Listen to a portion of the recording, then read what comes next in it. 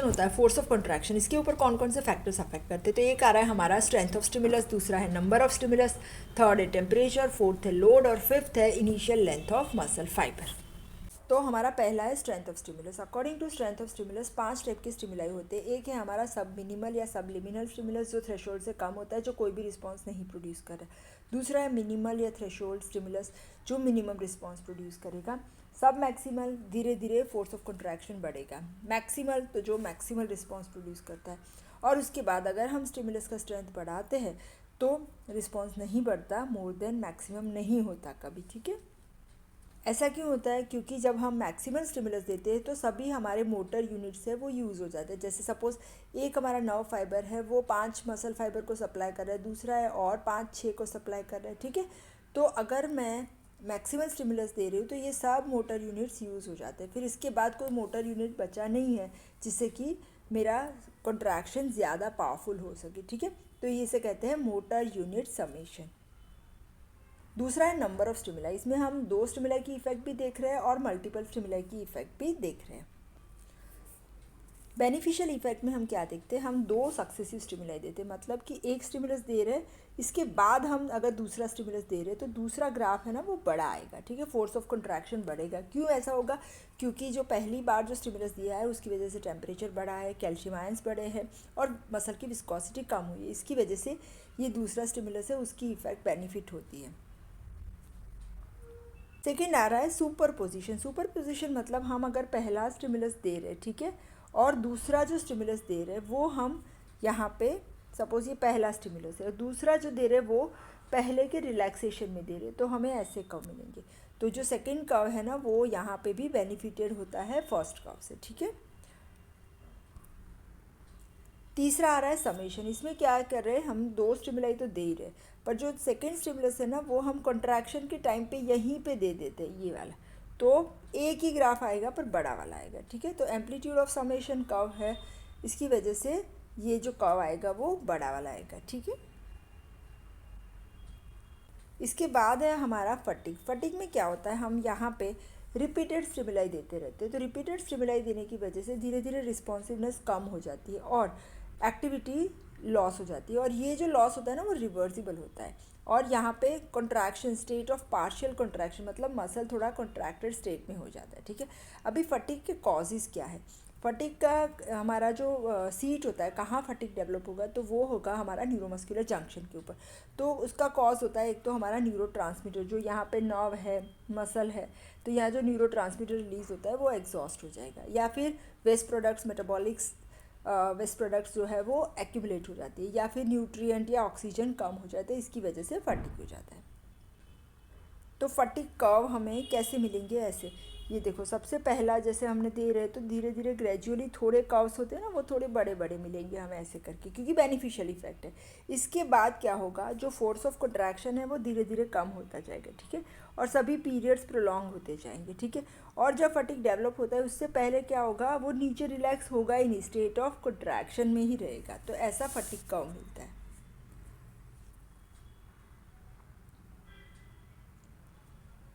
Seat of fatigue हमने बता दिया कि जो सेरेब्रल कॉर्टेक्स है उसके पिरामिडल सेल्स और न्यूरोमस्कुलर जंक्शन और सीएनएस में साइनेप्सिस।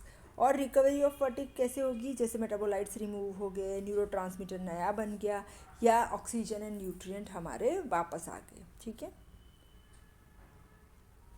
इसके बाद आ रहा है टिटेनस। टिटेनस में क्या होता है? हम मल्टीपल सक्सेसिव स्टिमुलाई देते हैं, मतलब एक के बाद एक के बाद एक, बहुत ज़्यादा फ्रीक्वेंसी से। तो क्या होगा? State of sustain contraction like this, ऐसे कॉन्ट्रैक्शन कंटिन्यूसली, रिलैक्सेशन में जाएगा ही नहीं। ठीक है, तो यहाँ पे हम क्या करते हैं कि जो इलेक्ट्रॉनिक स्टिमुलेटर होता है उससे मल्टीपल स्टिमुलाई देते हैं, 5, 10, 15, 20, 30, 35 पर सेकेंड। ठीक है, तो जब हम 5 स्टिमुलाई पर सेकेंड दे रहे हैं तो यहाँ पे एक के बाद दूसरा जो है वो इसे बेनिफिट करेगा, इसके बाद तीसरा इसे बेनिफिट करेगा, बड़ा हो जाएगा जस्ट। तो जब हम 5 स्टिमुलाई पर सेकेंड दे रहे हैं तो क्या होगा? हर एक स्टिमुलस दूसरे के रिलैक्सेशन के बाद आ रहा है, तो वो दूसरा वाला है वो थोड़ा सा बेनिफिट हो जाएगा इससे। ठीक है, फिर हम जब 10 पर स्टिमुलाई पर सेकेंड दे रहे हैं तो और ज़्यादा ये कर्व्स नज़दीक आ जाएंगे और दूसरा वाला बेनिफिटेड होगा। ठीक है, फिर हम और ज़्यादा बढ़ा रहे हैं। ठीक है, तो 30 स्टिमुलाई पर सेकेंड पे जा रहे हैं तो क्या होगा, तब हमारा इनकम्प्लीट टिटेनस होगा। ये जो हो गया ना वो ट्रैपी बताते हैं, स्टेयरकेस, धीरे धीरे ये ऊपर जा रहा है, ठीक है। फिर इनकम्प्लीट टिटेनस में क्या हो रहा है, एक ये है, फिर थोड़ा सा नीचे आया, फिर वापस से ये ऐसे करके ऐसे आगे जा रहा है, ठीक है। वो भी यहाँ पे भी इनकम्प्लीट टिटेनस में like this it will be. और लास्ट में जब 40 स्टिमुलाई पर सेकेंड दे रहे तो ये complete state of contraction tetanus में चला जाएगा, इसके बाद वो रिलैक्स हो नहीं रहा है, ठीक है। टिटेनस है वो हमारा पैथोलॉजिकल टिटेनस से डिफरेंट है। पैथोलॉजिकल टिटेनस में क्या होता है, जो क्लॉस्ट्रिडियम टिटेनाई बैक्टीरिया है जो हमारे सॉइल में, डस्ट में वगैरह में होते हैं, वो हमारे कट के थ्रू हमारी बॉडी में अंदर एंटर हो जाते हैं, ठीक है। और उसकी वजह से हमें मसल स्पाज्म होता है, पैरालिसिस होता है, ठीक है। इसके बाद तीसरा फैक्टर है टेम्परेचर। अगर हम टेम्परेचर को चेंज करते तो भी मसल का कॉन्ट्रैक्शन चेंज होता है। जैसे कि टेम्परेचर बढ़ा रहे, ठीक है, तो ये देखो 27 है तो ये हमारा कर्व आ रहा है। फिर टेम्परेचर बढ़ा रहे तो हाइट बढ़ जाती है और सभी पीरियड्स शॉर्ट हो जाते हैं, और टेम्परेचर घटा रहे तो हाइट कम हो जाती है और सभी पीरियड्स लॉन्ग हो जाते हैं। और जब बहुत ज़्यादा टेम्परेचर बढ़ा देते हैं 60 से ज़्यादा, तो हमारा जो है वो हीट राइगर में चला जाता है, ठीक है। उसका कॉज क्या होता है कि टेम्परेचर बढ़ने की वजह से जो हमारा मसल प्रोटीन होता है ना, उसका डीनेचरेशन हो जाता है, तो इसकी वजह से ये राइगर में चला जाएगा। हम टेम्परेचर 60 डिग्री से ज़्यादा अप्लाई कर रहे हैं तो स्टेट ऑफ स्टिफनेस या रिजिडिटी आ जाएगी, और उसका कॉज है denaturation and coagulation of muscle protein. ये इरिवर्सिबल प्रोसेस है। दूसरा है हमारा राइगर मॉर्टिस। राइगर मॉर्टिस में क्या होता है, आफ्टर डेथ रिजिडिटी होगी, ठीक है। और इसका कॉज क्या होता है कि exhaustion of ATP. ATP death के बाद नहीं बनते क्योंकि ऑक्सीजन नहीं है, तो फिर क्रेब्स साइकिल नहीं होगी और एटीपी नहीं बनेंगे। तो जो हमारा जो मसल है वो रिलैक्सेशन में नहीं जाएगा, क्योंकि रिलैक्सेशन में जाने के लिए भी उसको एटीपी चाहिए। हमारे जो कैल्शियम है उसको सार्कोप्लाज्मिक रेटिकुलम में वापस जाने के लिए कैल्शियम पंप चाहिए, और इसके अंदर इसे एटीपी चाहिए। तो इसकी वजह से मसल जो है वो स्टेट ऑफ स्टिफनेस में आ जाएगा, जिसे राइगर मॉर्टिस कहते हैं। राइगर मॉर्टिस का मेडिको लीगल इंपॉर्टेंस क्या है। राइगर मॉर्टिस की वजह से हमें टाइम ऑफ डेथ पता चलता है, मतलब कितने दिन पहले डेथ हुई थी, ठीक है। जैसे ये स्टिफनेस है वो 10 मिनट से लेकर 3 घंटे के बाद अपीयर होना स्टार्ट हो जाती है, फिर पूरे बॉडी में ये स्प्रेड होती है। मैक्सिमम स्टिफनेस आ जाती है 12 to 24 आवर्स के बाद, और ये 1 से 3 दिन तक कंटिन्यू करेगी, ठीक है। इसके बाद जो बॉडी है उसका डीकम्पोजिशन होगा, क्योंकि ये जो लाइसोसोमल एंजाइम्स है वो रिलीज़ हो जाएगी और ये ब्रेक डाउन करेंगे एक्टिनोमायोसिन कॉम्प्लेक्स का, ठीक है। चौथा फैक्टर है इफेक्ट ऑफ लोड। तो लोड जो है वो 2 टाइप के होते हैं, एक है आफ्टर लोड, दूसरा है फ्री लोड। आफ्टर लोड मतलब जो लोड है वो एक्ट करना शुरू करेगा, मसल्स कॉन्ट्रैक्शन करेगा उसके बाद। और एग्जांपल है हम कुछ भी लोड लिफ्ट कर रहे हैं ग्राउंड से। और दूसरा है फ्री लोड। फ्री लोड कब एक्ट करना स्टार्ट करेगा, जबकि मसल कॉन्ट्रैक्शन करेगा उससे पहले। इसके एग्जांपल है कि हम कोई भी जो फीलिंग कर रहे हैं वाटर का, वो उसको बकेट को होल्ड करके कर रहे हैं, ठीक है, तो स्ट्रेचिंग होगा। तो फ्री लोड है वो ज़्यादा एडवांटेजिनस रहेगा।